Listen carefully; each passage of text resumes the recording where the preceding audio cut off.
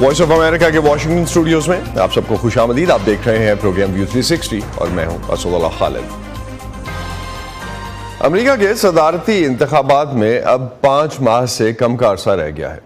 Republican party کے ممکنہ صدارتی امیدوار سابق صدر ٹرمپ اور ڈیموکریٹس کے صدارتی امیدوار صدر بائیڈن کی انتخابی مہم عروج پر ہے. اس ماہ کے آخر میں ان دونوں امیدواروں کے درمیان پہلا صدارتی مباحثہ بھی طے ہے.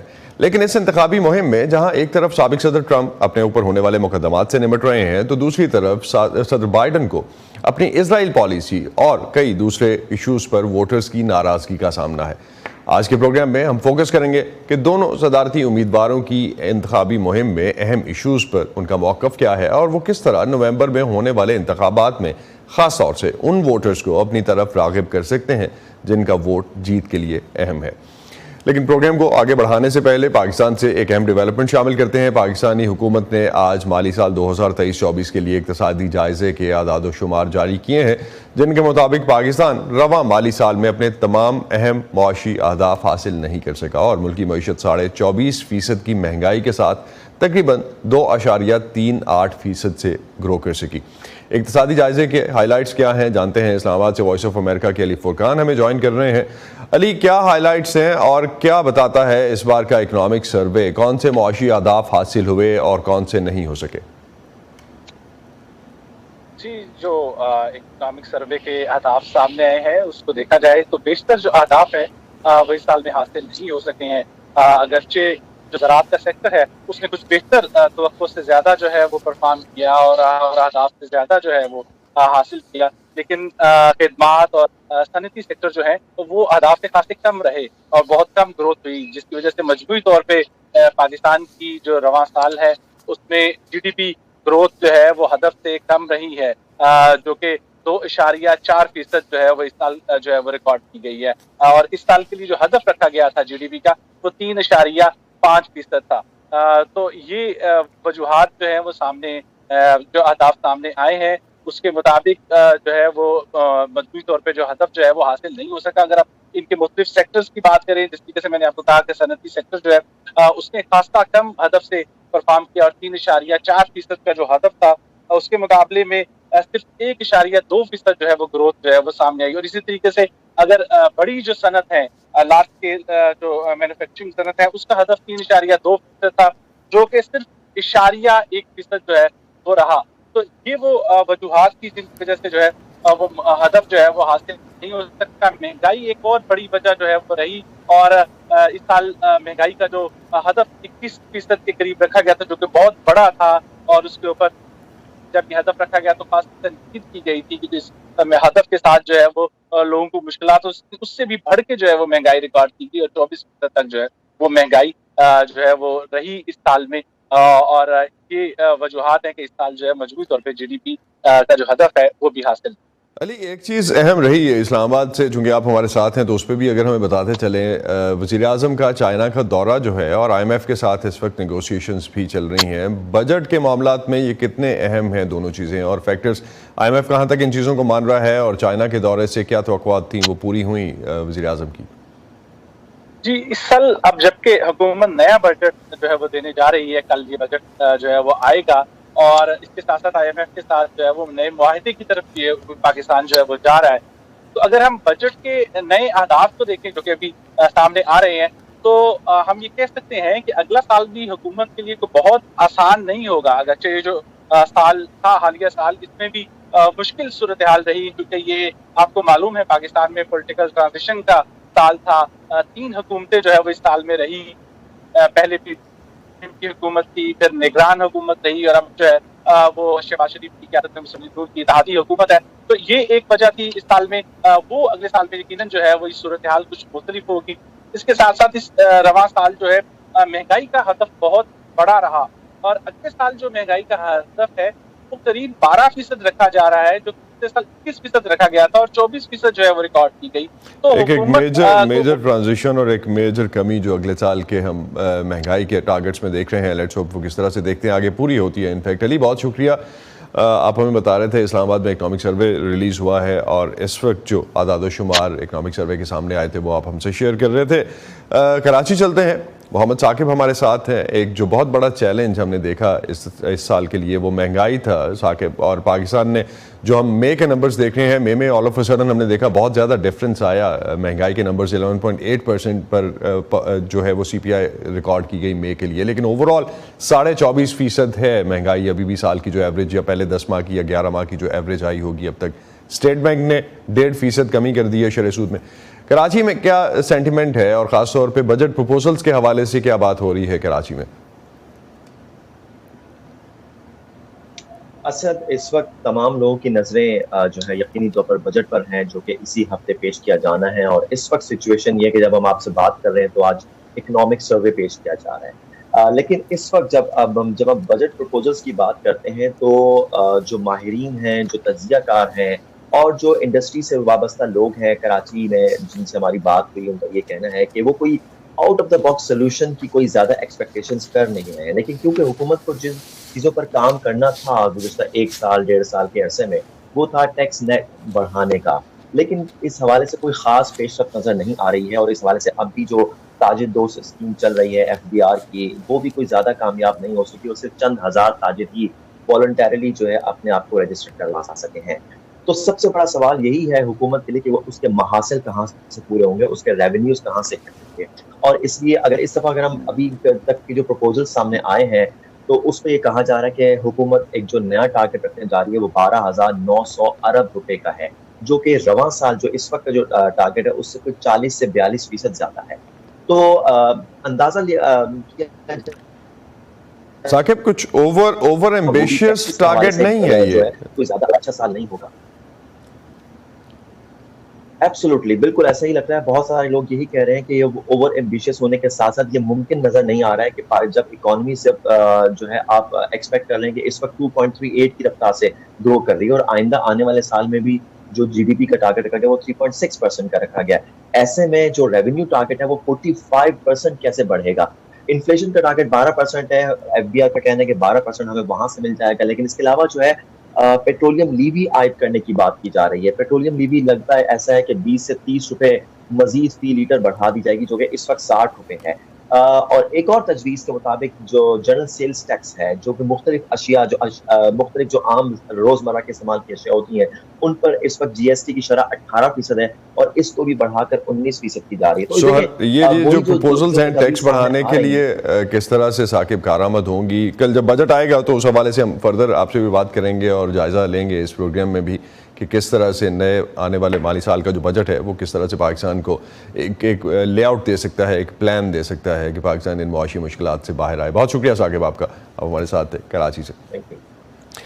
वापस बढ़ते हैं आज के मेन टॉपिक की तरफ। अमरीकी सदारती इंतखाबात के हवाले से साबिक सदर ट्रंप जो हैं वो मुश्किल जो फेस कर रहे हैं वो उन पर मुकदमात हैं। अमेरिका के साबिक सदर डोनाल्ड ट्रंप को हाल ही में न्यूयॉर्क की एक अदालत ने कारोबारी रिकॉर्ड्स में गलत बयानी से काम लेने पर मुजरिम करार दे दिया है। अदालत उन्हें आइंदा माह सजा सुनाएगी। इसके अलावा उन्हें कुछ और फौजदारी मुकदमात का भी सामना है। ये अदालती कार्रवाई उनकी इंतखाबी मुहिम और आइंदा इंतखाबात में उनके मुस्तकबिल को कैसे गैर यकीनी बना रही है, जानते हैं वॉइस ऑफ अमेरिका की इस रिपोर्ट में। साबिक सदर डोनाल्ड ट्रंप को कारोबारी दस्तावेज में गलत बयानी से काम लेने का मुजरिम करार दिया गया है, जो 2016 के सदारती इंतखाबात से पहले ऐसी मालूमात को दबाने की साजिश का हिस्सा था जो ट्रंप के लिए नुकसानदेह हो सकती थीं। सदारती मुहिम के दौरान मुजरिम करार देने वाले इस फैसले से ये सवाल उठता है कि अगर ट्रंप को जेल भेज दिया जाता है तो वो इस मुहिम को कैसे जारी रखेंगे। साबिक वफाकी प्रोसिक्यूटर स्टीवन कोहन को तवक्को नहीं है कि ट्रंप को जल्द जेल होगी। ट्रायल के बाद अभी बहुत ज्यादा अदालती दरख्वास्तें होंगी और फिर अपील की जाएगी, और इस अपील में अगर 1 साल से ज्यादा नहीं तो कई माह लगेंगे। लिहाजा मेरे ख्याल में इस सबसे उनकी किस्मत पर होने वाले असर के वाजे होने के बजाय सियासी ड्रामे में ही इजाफा होगा, कम से कम इब्तदाई तौर पर। डोनाल्ड ट्रंप को सजा सुनाने के लिए 11 जुलाई की तारीख मुकर्रर की गई है। कानूनी माहिरीन का कहना है कि उनकी कैद की कोई भी मुद्दत मुमकिना तौर पर इन जराइम के लिए दी जाने वाली 20 साल की ज्यादा से ज्यादा सजा से कहीं कम होगी। given his age. उनकी उम्र को, उनकी मुजरिमाना तारीख की अदम मौजूदगी को देखते हुए और ये कि यहाँ का नतीजा वाकई जाहिर करता है कि उन्हें कोई बहुत ज़्यादा सज़ा नहीं होगी। Very significant punishment. कुछ लोग कैद की उस सजा का हवाला देते हैं जो डोनाल्ड ट्रंप के साबिक जाती वकील माइकल कोहन पहले काट चुके हैं। It's very rare. ऐसा बहुत कम होता है कि किसी साजिश के जुर्म में एक मातहत को तो कैद की सजा हो जाए लेकिन उसके असल किरदार को ना हो, और माइकल कोहन ने कैद की काफी सजा काटी है, महीनों की। लिहाजा मिस्टर ट्रंप को जेल की सजा सुनाने के लिए जज के सामने एक मिसाल मौजूद है। कैद के मुतबादिल में प्रोबेशन, घर में नजरबंदी और जुर्माने शामिल हैं, लेकिन ज्यादा इम्कान इसका है कि अपील्स का अमल मुकम्मल होने से पहले किसी सजा पर अमल दरामद नहीं होगा। ये अमल नवंबर में इंतखाबात के दिन के बाद तक जाना है। अगले माह जो भी सजा सुनाई जाएगी, इससे ट्रंप के खिलाफ जेर इल्तवा 3 मुजरमाना मुकदमात की सजा के बारे में कुछ आइडिया मिलेगा। The fact of this conviction here, यहाँ इस सजा की हकीकत अगर इसे अब भी मद्देनजर रखा जाए तो इसके नतीजे में मुस्तकबिल के उन मुकदमात में मुमकिना तौर पर ज्यादा कैद की सजा दी जा सकती है। लिहाजा इसका असर जरूर होगा क्योंकि एक हफ्ता पहले के बरक्स अब उनका मुजरमाना रिकॉर्ड होगा और सजा देने में मुजरमाना रिकॉर्ड को मद्देनजर रखा जाता है। डोनाल्ड ट्रंप को जिन दीगर विफाकी और रियासती इल्जामात का सामना है, इनमें से खुफिया दस्तावेज के मामले में लापरवाही बरतने के फ्लोरिडा के मुकदमे की समाअत में मजीद ताखीर कर दी गई है। टीना ट्रिन की रिपोर्ट के साथ Ayesha Khalid, voice of America. America में इंतखाबी अमल इंतहाई महंगा है और सदारती उम्मीदवारों की कामयाबी का एक हद तक दारोमदार उनकी फंड्स जमा करने की काबिलियत पर भी होता है। दुनिया के किसी भी दूसरे मुल्क के मुकाबले में अमेरिका में इंतखाबी अखराजात कहीं ज़्यादा होते हैं। वॉइस ऑफ अमेरिका की इस रिपोर्ट में अमेरिका में इंतखाबात के अखराजात का मवाजना कुछ दीगर मुल्कों से किया गया है। अमेरिका उन मुमालिक में शामिल है जहां इंतखाबात पर बहुत ज़्यादा खर्च आता है। बरतानिया में सन 2019 में जो आम इंतखाबात हुए उन पर सियासी सरगर्मियों पर जो खर्च आया वो अमेरिका में सन 2020 के सदारती इंतखाबात में सियासी तौर पर खर्च की गई रकम से 24 गुना कम था। ऑस्ट्रेलिया में सन 2019 के इंतखाबात में सियासी जमातों ने जो रकम खर्च की वो उससे अगले बरस अमेरिकी सियासी पार्टियों की तरफ से फी फर्द औसत खर्च का निस्फ थी। सन 2019 में भारत में जो इंतखाबात हुए वो तारीखी तौर पर महंगे तरीन थे। उनकी लागत अमेरिका के सन 2016 के सदारती इंतखाबात से बढ़ गई। ताहम ये रकम सन 2020 के अमेरिकी इंतखाबात की लागत से कम रही। सन 2020 में अमेरिकी सदारती इंतखाबात और कांग्रेस के इंतखाबी मुकाबलों पर $16 अरब सर्व किए गए। ये वो रकम है जो मजमूई तौर पर सदारती उम्मीदवारों, सेनेट और ऐवान नुमाइंदगान के उम्मीदवारों, सियासी पार्टियों और उन आज़ाद ग्रुपों ने सर्व की जो इलेक्शन पर असरअंदाज होना चाहते थे। अब सवाल ये है कि उम्मीदवार आखिर पैसा सर्व कहाँ करते हैं? तो जवाब ये है कि इसका बड़ा हिस्सा तो इश्तिहारों पर खर्च होता है। अखराजात की दूसरी सूरतों में इलेक्शन के लिए काम, इंतखाबी मुहिम के कारकुनों की तनख्वाहें और मजीद अहतियात जमा करने की कोशिशों पर उठने वाले अखराजात शामिल हैं। तो क्या अमीर तरीन उम्मीदवार जीत जाता है? हमेशा नहीं, मगर अक्सर ऐसा होता है।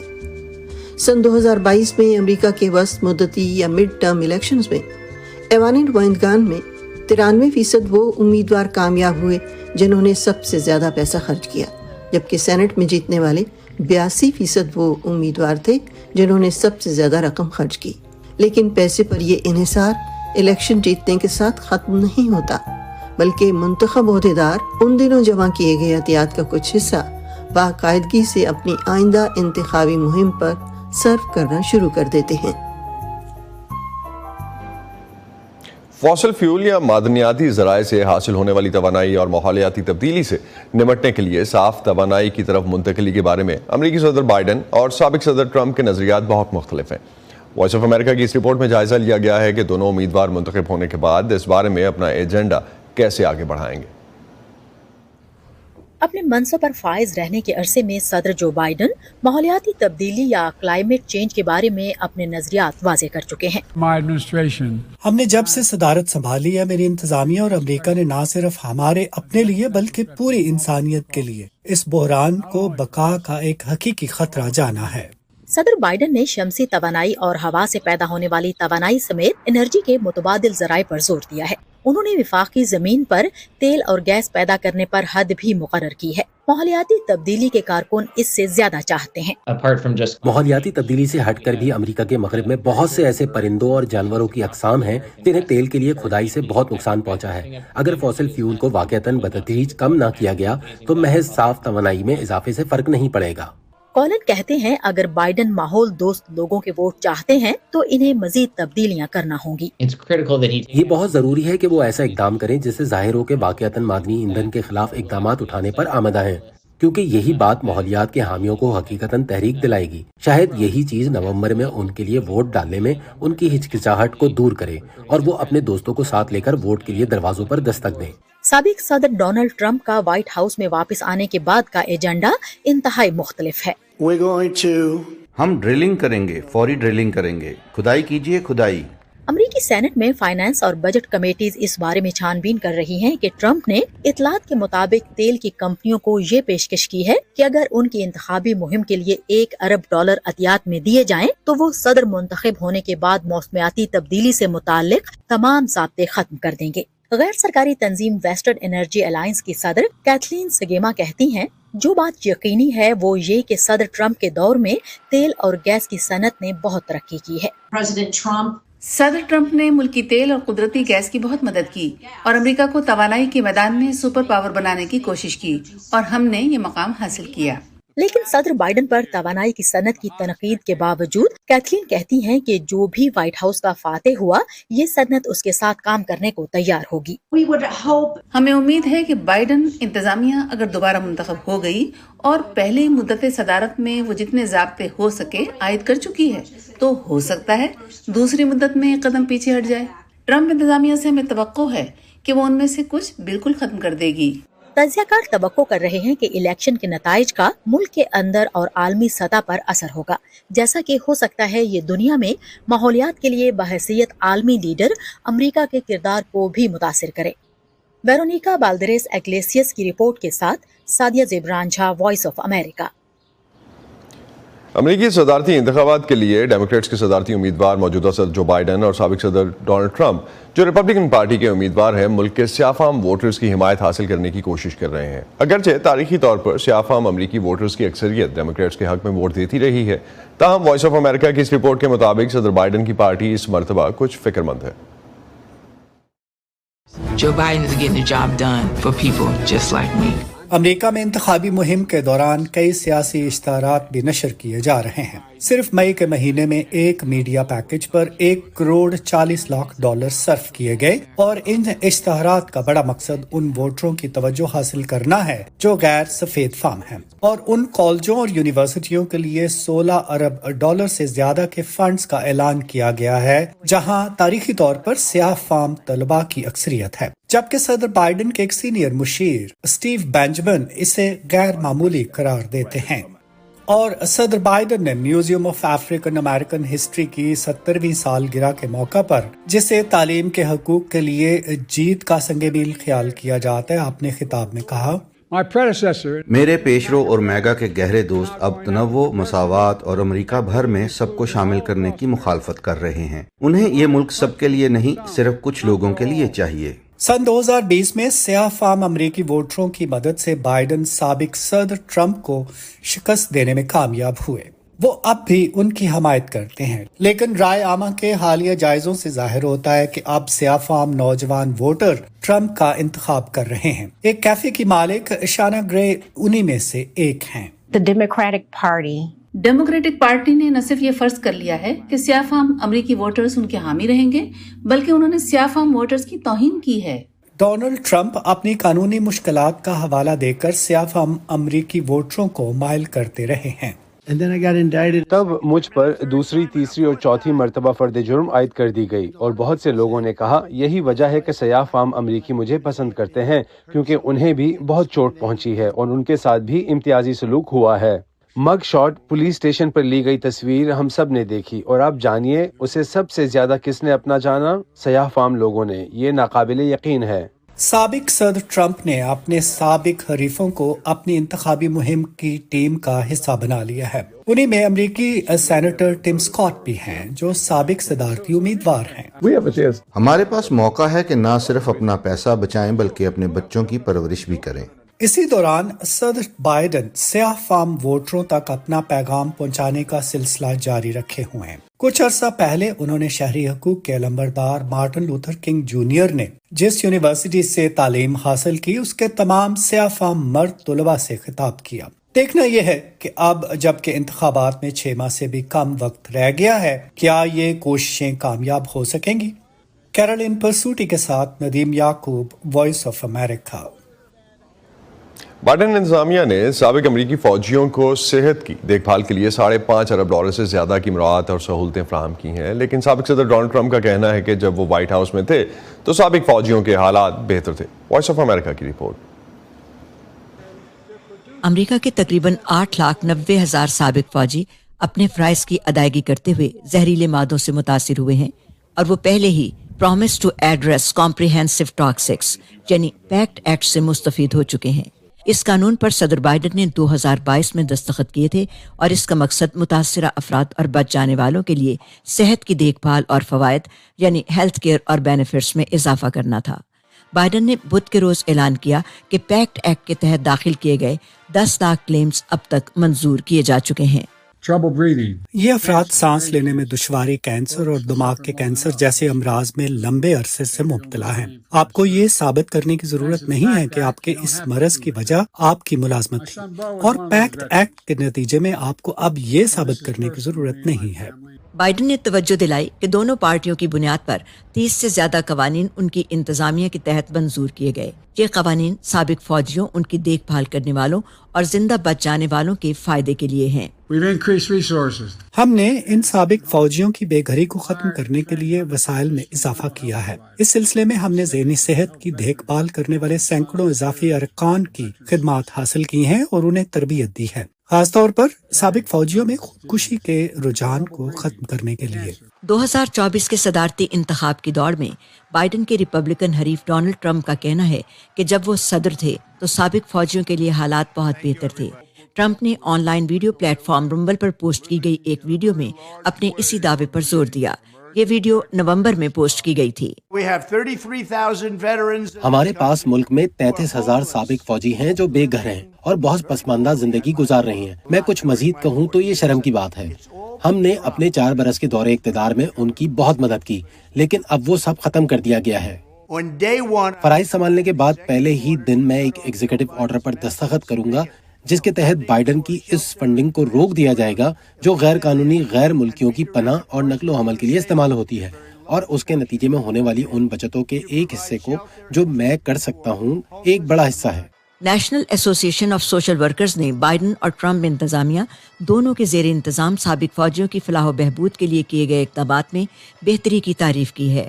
मिसाल के तौर पर ट्रंप इंतजामिया ने साबिक फौजियों के उमूर के महकमे से हटकर साबिक फौजियों की मुआवनत और देखभाल तक रसाई में इजाफा किया है, लेकिन चैलेंजेस बदस्तूर बाकी हैं। लोगों को इस सिस्टम में दाखिल होने में मसाइल पेश आ रहे हैं। न सिर्फ ये बल्कि पेपर वर्क, खासा वक्त इंतजार करने और अहलकारों की काफी तादाद न होने के बायस भी। National association of social workers ने तवज्जो दिलाई कि आइंदा अमरीकी सदर को साबिक फौजियों की जहनी सेहत की देखभाल तक रसाई की सहूलत फराहम करने के लिए खुसूसी तवज्जो देने की जरूरत होगी। खासतौर पर इस वक्त इस शोबे में सहूलियात फराहम करने वालों की कमी को मद्देनजर रखना होगा जिसका इस वक्त सामना है। वेरोनिका बाल्ड्रेस इग्लेसियस की रिपोर्ट के साथ बहजत जुलानी, वॉइस ऑफ अमेरिका। इसी पर खत्म करते हैं आज का व्यू 360। स्टे सेफ और पाकिस्तान और खित्ते समेत दुनिया भर की अहम खबरों और दिलचस्प मालूमात के लिए आप हमारी वेबसाइट urduvoa.com पर आ सकते हैं। अब तक के लिए इतना ही। असदुल्लाह खालिद को इजाजत दीजिए। खुदा हाफिज।